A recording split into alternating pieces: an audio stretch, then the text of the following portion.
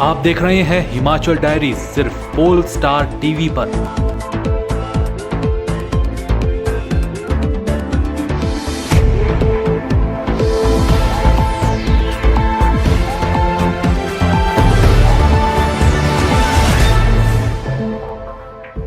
नमस्कार, आप देख रहे हैं हिमाचल डायरी और आपके साथ मैं हूं मोनिका ठाकुर। आइए जानते हैं हिमाचल से जुड़ी ताज़ा तरीन खबरें।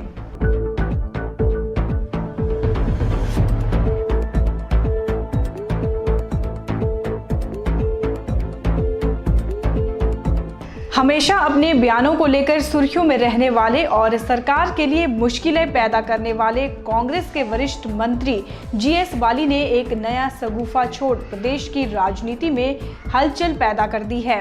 कांग्रेस भवन में पत्रकारों एवं कांग्रेस अध्यक्ष के सामने उन्होंने अपनी संपत्ति सार्वजनिक कर दी है। साथ ही ये सुझाव भी दिया है कि पारदर्शिता लाने के लिए कांग्रेस पार्टी आगामी घोषणा पत्र में एक्ट लाने की पहल करे। जीएस बाली हिमाचल के ऐसे नेता हैं जो राजनेता होने के साथ कारोबारी भी हैं। हिमाचल के परिवहन मंत्री जीएस बाली ने राजनीति और सरकार में पारदर्शिता लाने के लिए अपनी संपत्ति का खुलासा कर दिया है। बाली ने बताया कि उनके पास करीब 60 करोड़ की संपत्ति है और उनके ऊपर 16 करोड़ का लोन है, यानी कि उनकी सालाना आय 4 करोड़ से ज्यादा है, जिसमें से 25 लाख प्रति माह किराए के रूप में आते हैं। पिछले साल उन्होंने 72 लाख का इनकम टैक्स दिया। सार्वजनिक जीवन में जो आपके पास क्या है, आपकी देनदारियां क्या हैं, आप क्या करते हैं, क्या काम करते हैं, ये आम जनता को पता होना चाहिए। जब आप मंत्री बनते हैं, स्पेशली मिनिस्टर, और आपके पास क्या धन था, क्या आप आपने एसेट बनाए हैं, तो मैं समझता हूँ कि ये मेरी अंतरात्मा की भी आवाज़ थी। और एक अब समय आ गया हुआ है कि हम सबको पारदर्शिता में विश्वास कर करके लोगों के बीच में हर चीज़ को रखना चाहिए। अपना माननीय अध्यक्ष जी की और जनरल सेक्रेटरी हमारे और स्पोक्समैन उनकी मौजूदगी में जो अपना ये ब्यौरा दिया है, मैं समझता हूँ कि मेरा ये काम जो था वो मैंने किया। क्या ब्यौरा है सर? मोटा मोटा ये है कि जो मैंने मंत्री बनने के बाद जो मेरा 2012 का एफिडेविट है, उसके बाद जो मैंने प्रॉपर्टीज ली, हमने एक मैंने फ्लैट लिया है दिल्ली में, उसके अगेंस्ट मैंने 5 करोड़ रुपए का फ्लैट है, 4 करोड़ रुपया लोन लिया है बैंक से। ऐसे ही मैंने होटल हमने एक लिया है, उसका ऑनरेबल हाई कोर्ट के थ्रू लिया था, तो वहाँ पैसे जमा कराए थे, तो वो हमने तकरीबन 5.5 करोड़ रुपए की वो प्रॉपर्टी है, तो उसके ऊपर 5 करोड़ रुपए का हमने लोन लिया हुआ है। तो मेरे ऊपर 16 करोड़ के 16.5 करोड़ के लोन है। और ये दो प्रॉपर्टीज और 13 कनाल जमीन जो है ये मैंने खरीदी है कि इस वक्त जो इस साल की टेंटेटिव इनकम जो है वो तकरीबन 3.5 और 4 करोड़ के बीच में होगी। गौरतलब है कि जीएस बाली हिमाचल सरकार के ऐसे मंत्री हैं जो न तो सरकारी गाड़ी का इस्तेमाल करते हैं और न ही उसके लिए सरकार से किसी तरह का पैसा लेते हैं। वहीं कांग्रेस पार्टी प्रदेशाध्यक्ष सुखविंदर सिंह सुक्खू ने बाली की पहल की तारीफ की और कहा कि कांग्रेस के सभी विधायकों, मंत्रियों को अपनी संपत्ति सार्वजनिक करनी चाहिए। कांग्रेस पार्टी के प्रदेशाध्यक्ष सुखविंदर सिंह सुक्खू ने बाली की पहल की तारीफ की। उन्होंने कहा कि कांग्रेस के सभी विधायकों व मंत्रियों को अपनी संपत्ति सार्वजनिक करनी चाहिए। वह भी ईमानदारी से अपनी संपत्ति पहले ही सार्वजनिक कर चुके हैं। उन्होंने कहा कि कांग्रेस पार्टी अपने आगामी घोषणा पत्र में पारदर्शिता एक्ट शुरू करने का प्रस्ताव लाएगी। देखिए, माननीय मंत्री जी का ये एक अच्छा कदम है। जहाँ तक विधायकों की बात है, क्योंकि विधायक चुना हुआ प्रतिनिधि होता है, मैं तो सिर्फ इतना कहना चाहता हूँ कि अगला जो कांग्रेस का घोषणा पत्र बनेगा, निश्चित तौर पर एक ऐसे कानून का प्रावधान उस घोषणा पत्र के माध्यम से करने की हम कोशिश करेंगे।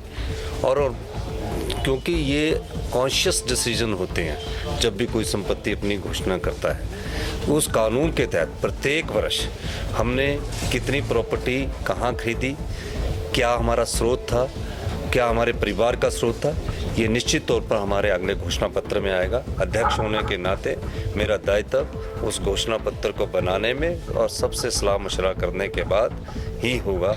तो ये मेरा मानना है और मुझे ये उम्मीद है कि आने वाले समय में कुछ और विधायक भी ऐसा कर सकते हैं। देखना अलग बात होती है, हम तो प्रोत्साहित करते हैं कि आप घोषित करिए, क्योंकि मैं खुद भी अब विधायक होने के नाते अपनी संपत्ति सार्वजनिक कर चुका हूँ। हमीरपुर में केसीसी बैंक के पूर्व चेयरमैन रसील सिंह मनकोटिया द्वारा एक प्रेस वार्ता का आयोजन किया गया। रसील सिंह मनकोटिया ने केसीसी बैंक की पालमपुर शाखा में नियमों को ताक पर रखकर एक निजी फर्म को करोड़ों का लोन देने का आरोप लगाया। क्या है पूरा मामला, आइए आपको बताते हैं। 1920 में हिमाचल प्रदेश में कांगड़ा केंद्रीय सहकारी बैंक की स्थापना हुई थी और ये ऐसा बैंक था जिसका पूरे उत्तरी भारत में एक नाम माना जाता था। लेकिन आज दुख का विषय है कि पिछले 4 सालों में गलत प्रबंधन के कारण आए दिन कांगड़ा केंद्रीय सहकारी बैंक सुर्खियों में रहता है। चाहे उसमें ऋण संबंधी देने वाली बातें हों, चाहे भर्ती वाली बात हो, चाहे इसमें कर्मचारियों बड़ा मुद्दा हो, हर बात में इस बैंक की जो है वो सुर्खियों में रहता है। हाल ही में विधानसभा में भी इस बैंक के विरुद्ध बातें हुई हैं और यहाँ तक कि इसके बारे में राज्यपाल जी को महोदय को भी चार्जशीट दी गई है।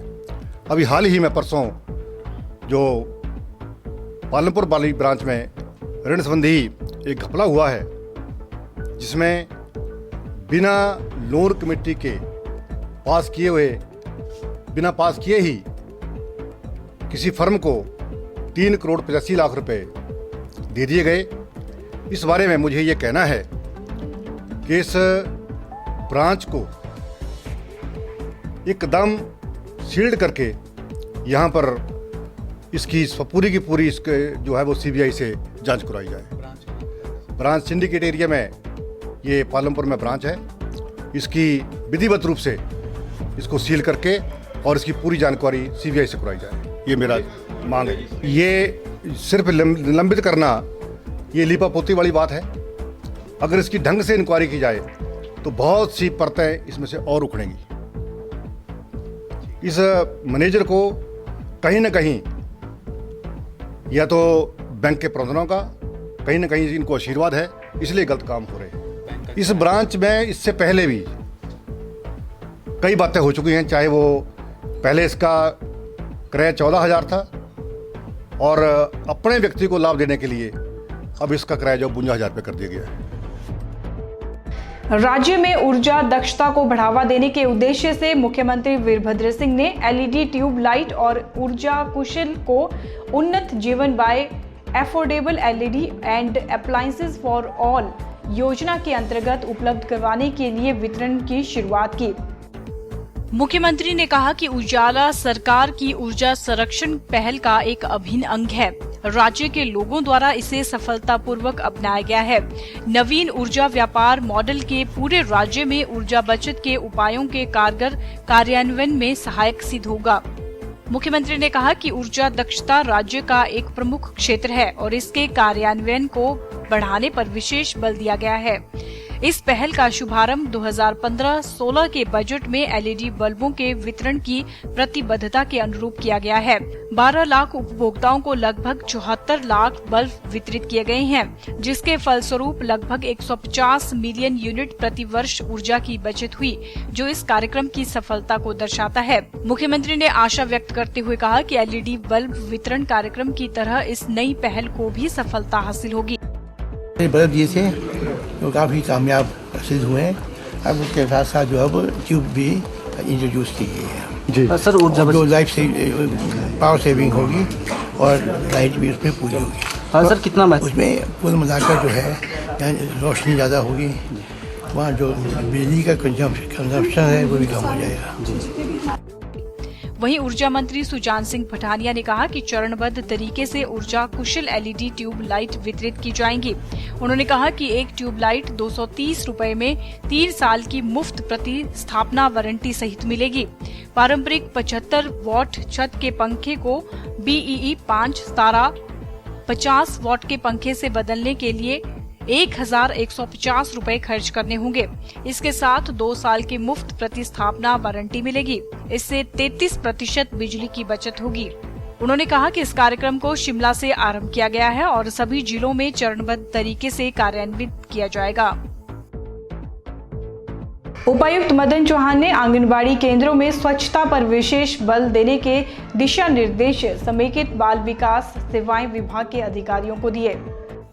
उपायुक्त मदन चौहान ने कहा कि गर्मियों के मौसम में बच्चों के बीमार होने की संभावना ज्यादा रहती है, जिसके चलते ही आंगनबाड़ी केंद्रों में साफ सफाई की उपयुक्त व्यवस्था होना अत्यंत जरूरी है। उपायुक्त मदन चौहान ने कहा कि आंगनबाड़ी केंद्रों में पोषाहार की गुणवत्ता का भी नियमित तौर पर ध्यान रखा जाए। इसके लिए सीडीपीओ सहित वृत्त पर्यवेक्षक भी आंगनबाड़ी केंद्रों का औचक निरीक्षण सुनिश्चित करें। उन्होंने कहा कि समेकित बाल विकास कार्यक्रम का मुख्य उद्देश्य बच्चों में उचित मनोवैज्ञानिक और शारीरिक और सामाजिक विकास की नींव रखना है। इसके साथ ही 6 वर्ष से कम आयु के बच्चों के पोषाहार और स्वास्थ्य स्तर को भी सुधार लाना है। उन्होंने कहा कि बाल विकास को बढ़ावा देने हेतु विभिन्न विभागों में नीति निर्धारण और कार्यक्रम लागू करने में प्रभावकारी समन्वय स्थापित करना भी जरूरी है। उपायुक्त ने कहा कि कन्या भ्रूण हत्या को रोकने के लिए आरंभ किए गए बेटी बचाओ बेटी पढ़ाओ अभियान को भी पंचायत स्तर पर लागू किया गया है। आंगनबाड़ी वर्करों के माध्यम से महिलाओं को जागरूक किया जा रहा है, जबकि 70 दिन से पहले सभी गर्भवती महिलाओं के लिए पंजीकरण करवाना अनिवार्य किया गया है।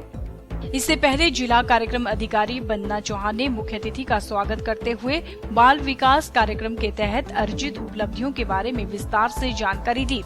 इस अवसर पर पुलिस अधीक्षक अजय बोध सहित विभिन्न विभागों के अधिकारी भी मौजूद रहे। हिमाचल डायरी में अभी रुकते हैं एक छोटे से ब्रेक के लिए। आप बने रहिए पोल स्टार टीवी के साथ।